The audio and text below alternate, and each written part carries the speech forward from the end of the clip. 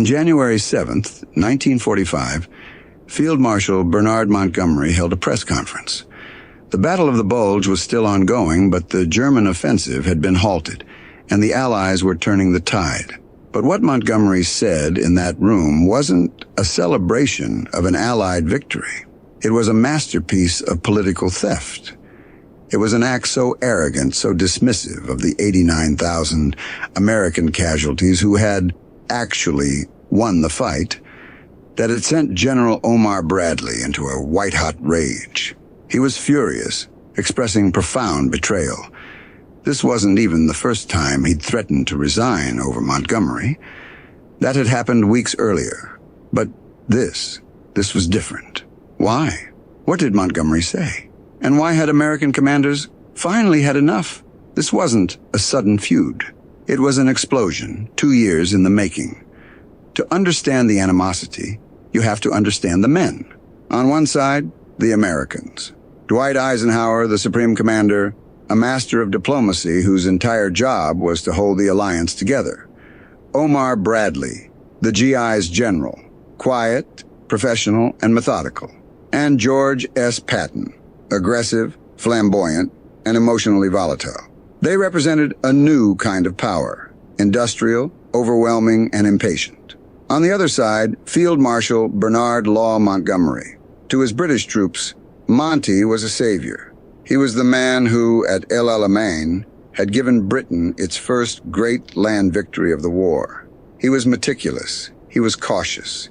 He was a master of the set-piece battle who gathered overwhelming strength before he struck, and he refused to waste his men's lives.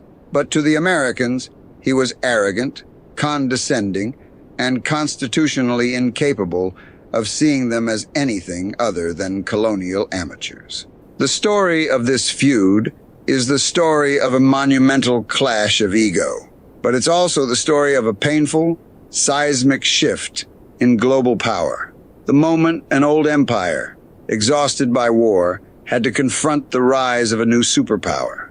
And it all began in the dust of North Africa. When American troops first met the German Wehrmacht in 1943, it was a disaster. At Kasserine Pass in Tunisia, veteran German units under Erwin Rommel shattered the green, poorly led U.S. Second Corps. The defeat was a profound humiliation.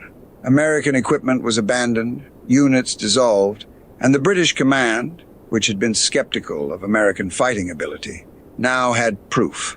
Into this mess stepped General George S. Patton. For Patton, this was about more than just beating Rommel. It was about survival. His American troops were demoralized. They needed a victory to restore their pride and prove to their allies that they belonged on the same battlefield. So when the plan for the final offensive in Tunisia came down from the British 18th Army Group, commanded by General Harold Alexander, it felt like a slap in the face. The plan was pure Montgomery. Monty's veteran 8th Army, fresh from its victories in the desert, would deliver the primary, war-winning blow against the Mareth Line. And Patton's U.S. Second Corps? They were relegated to a supporting role, a diversion. Their job was to attack in a different sector to draw German reserves away from Montgomery's main effort. The Americans were the shield. The British would be the sword. Patton, furious but professional, did his job. On March 23, 1943, near El Guitar, his Second Corps launched its attack. The Germans saw the amateur Americans as an easy target and counterattacked with the full might of the 10th Panzer Division. What happened next should have changed everything. The Americans didn't break. They held. Patton's retrained artillery and tank destroyers tore the German armored assault to pieces. By nightfall, the valley was littered with burning panzers. The 10th Panzer Division was stopped cold. It was the first major, divisional-sized victory American troops had ever won against the Germans. This was the proof Patton had needed. But at British headquarters, the victory was met with polite silence. Alexander's staff, focused on Montgomery's main effort, barely acknowledged it. American success was minimized, their reports second-guessed, their operations micromanaged. For the American commanders, the lesson was bitter. Winning wasn't enough. In the eyes of their British allies, they were still the junior partners, still the apprentices. Patton had proven Americans could fight. The question now was, would that change anything for the next, even bigger invasion? The answer was Sicily. And it was here that professional frustration curdled into personal contempt. For Operation Husky, the invasion of Sicily in July 1943, the pattern repeated itself. But this time, it was worse. Montgomery, now a global hero after his victory in Tunisia, dominated the planning. He detested the initial American plan for dispersed landings. He forced Eisenhower, his superior, to accept his plan, a concentrated landing on the island's southeastern corner. And the missions? Once again, Montgomery's 8th Army got the glorious main objective, a direct drive up the eastern coast to capture the ultimate prize, the port of Messina. And Patton's new U.S. 7th Army? He was assigned the exact same supporting role as in Africa. Guard Montgomery's left flank, protect the British advance. This time, Patton wasn't just frustrated, he was enraged. The U.S. was now pouring men and material into the theater. His 7th Army was the same size as Montgomery's 8th, yet he was being treated like a subordinate, tasked with protecting the flank of a co-equal commander. Then, Montgomery's advance stalled. South of Catania, facing stiff German resistance on the slopes of Mount Etna, Monty's methodical attack bogged down. He needed to outflank the Germans, and to do it, he needed a specific road, Route 124. There was only one problem. That road was in Patton's sector. It was the main supply artery for the U.S. 45th Infantry Division. Montgomery did not request the road from his superior, General Alexander. He sent a signal, informing Alexander that he was taking it. This was the ultimate insult. It wasn't just condescension, it was operational theft. Montgomery was unilaterally seizing his allies' territory to solve his own problem. And General Alexander, the British theater commander, he simply signed off on it, ordering Patton to halt his advance and pull his men back. The Americans were stunned. Patton, in his diary, wrote with fury that the British staff were a slippery lot. Patton had two choices: obey and sit idle while Montgomery ground his way to Messina, proving the junior partner stereotype correct. Or he could rebel. Patton flew to Alexander's headquarters on July 17th. He proposed his own mission. If he wasn't needed to protect Monty's flank, he would drive his entire 7th Army west, cut the island in half, and capture the capital, Palermo. Alexander, perhaps just relieved to point the furious American in a different direction, agreed. It was the moment the American giant awoke. Patton unleashed the 7th Army in a blitzkrieg that shocked both the Germans and the British. His troops moved with a speed Montgomery's cautious, methodical style could never match. They captured Palermo on July 22nd. And then Patton turned east. He was now in an open public race with Montgomery for the prize they both coveted: Messina. It wasn't even close. Patton's men, using amphibious end runs and aggressive armored thrusts along the northern coast, shattered German defenses. On August 17, 1943, Patton's reconnaissance elements rolled into Messina, hours ahead of the British. Patton had won. He had proven American forces were not just equal, but faster. But the victory was hollow. Montgomery and the British press immediately downplayed it. Monty's forces, they claimed, had faced the real enemy, the veteran German troops. Patton, they implied, had just run against weak Italian resistance. The Americans were furious. They weren't just fighting Germans anymore. They were fighting for respect. And the fight was about to get much, much bigger. By 1944, the entire dynamic of the war had changed. The D-Day landings had been a success, but Montgomery, who had commanded all Allied ground forces during the initial invasion, was about to receive a demotion. On September 1st, 1944, Eisenhower finally activated his plan to take personal command of all ground forces in Europe. Montgomery would no longer be the overall land boss. He would be reduced to commanding just his own 21st Army Group, making him an equal, on paper, to the American General Omar Bradley. For Montgomery, a man who believed he alone possessed the genius to win the war, this was an unacceptable demotion. He genuinely believed Eisenhower, a man he saw as a mere political general, was not qualified to direct the ground battle. This ignited the central strategic debate of the war. Eisenhower, with a massive front and multiple American armies, favored a broad front strategy. All armies would advance together, destroying German forces and stretching their defenses until they snapped. Montgomery was appalled. He argued this dispersed resources and guaranteed the war would drag into 1945. He had a different idea, the single thrust. The plan was bold. The Allies, he argued, should halt all other advances. They should consolidate 40 divisions into one massive, armored spearhead. This spearhead would punch through the German line, cross the Rhine, seize the industrial Ruhr Valley, and drive straight for Berlin. It was a plan to win the war by Christmas. And of course, the man to command this single, decisive thrust would be Field Marshal Bernard Montgomery.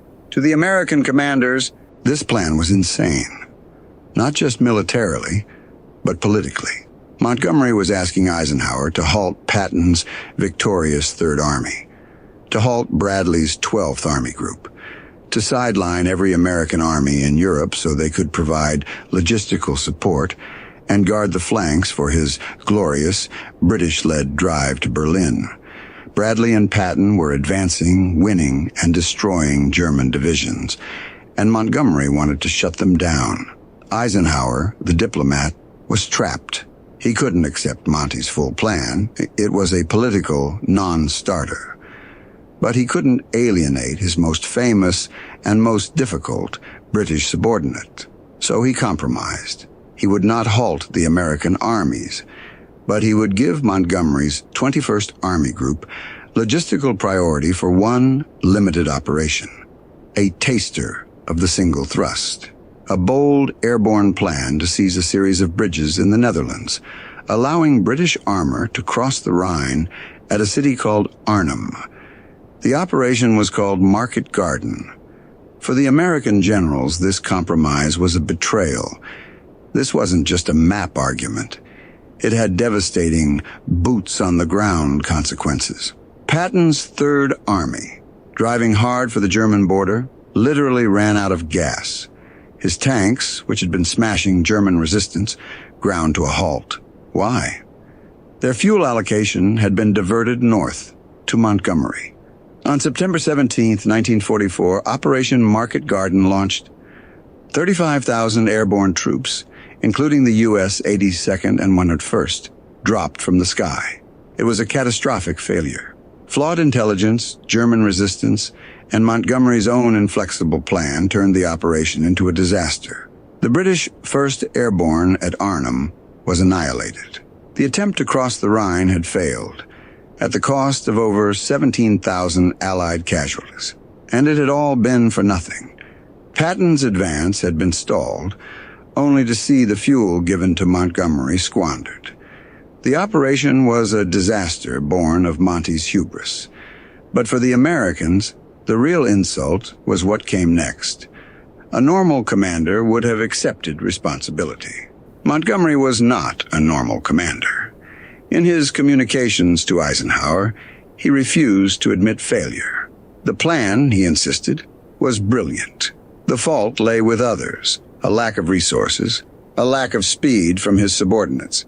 He even had the audacity to claim the operation was 90% successful. To Bradley and Patton, this was staggering. Montgomery, the man who had just wasted thousands of lives and halted the entire Allied advance, was blaming them for his failure. This staggering arrogance, this complete inability to admit fault, set the stage for the final, unforgivable act of betrayal. On December the 16th, 1944, Hitler launched his last desperate gamble. Smashing through the lightly defended Ardennes forest, German armies shattered the American front line. The Battle of the Bulge had begun. The attack created a command crisis. The German advance had driven a deep wedge, physically cutting Omar Bradley's 12th Army Group in half. Bradley in the south was now cut off from his two northern armies, the U.S. 1st and 9th. Eisenhower had to act. On December 20th, he made the logical and most painful decision of the war. He called Montgomery. The battlefield had to be unified.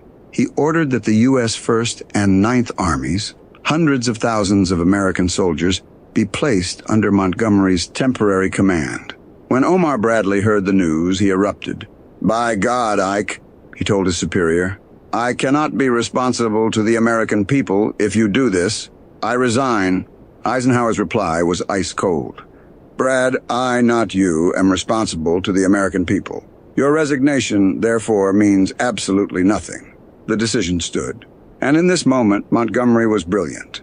This was the exact kind of battle he was born to fight. A set-piece defensive battle. He was cool, professional, and decisive. He took command of the shattered northern shoulder, tidied up the lines, positioned his British reserves to backstop the Meuse River, and masterfully coordinated the defense. He did his job perfectly. The battle raged for weeks. American units fought and died with extraordinary courage. The 101st Airborne at Bastogne. The heroic stands all along the front.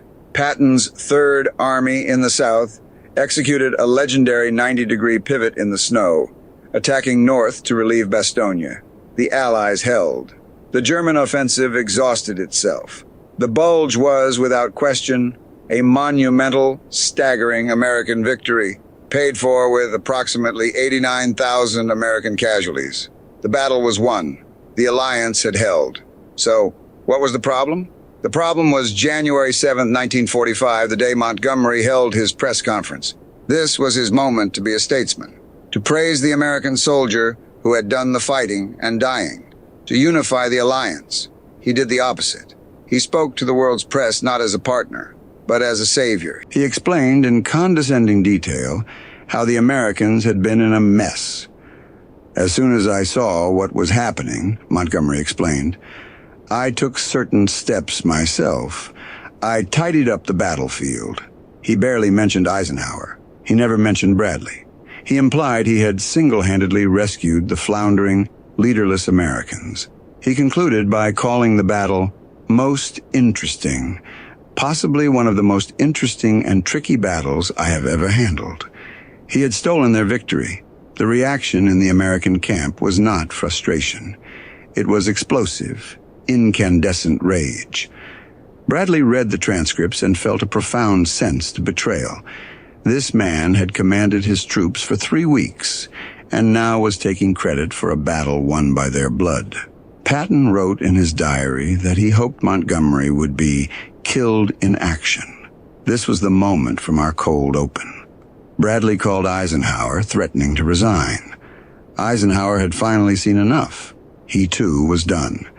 He drafted a cable to the combined chiefs of staff. It was an ultimatum. The Allies had to choose. It was him or Montgomery. He was fully prepared to have Montgomery fired. The crisis was so profound that it took the British Prime Minister himself to fix it. Winston Churchill, horrified at the potential collapse of the alliance, stood up in Parliament. In a speech designed specifically to clean up his general's mess, Churchill declared to the world that the Battle of the Bulge was, and would be remembered as, an ever-famous American victory. Only then did the crisis recede. Montgomery, under direct orders, wrote letters of apology, but the damage was done. For the rest of the war, the American generals treated him with cold, professional necessity. The trust was gone. The resentment was permanent. So why did the Americans hate him? It was never one thing. It was the accumulated bitterness of North Africa, where their first great victory was ignored. It was the professional insult of Sicily. where their sector was stolen from them. It was the strategic betrayal of Market Garden, where their fuel was diverted to pay for his glorious failure. And finally, it was the personal, unforgivable theft of their greatest victory, the Battle of the Bulge. Montgomery was a brilliant 19th century general, a cautious master of the set-piece battle, a hero to an old empire, but he was forced to fight a 20th century war as part of a coalition he could not mentally accept. He simply could not, or would not, see the new American superpower as his equal. He saw them only as talented, enthusiastic children. And in that failure of imagination, that staggering, toxic arrogance, lay the roots of a hatred that no amount of shared victory could ever overcome.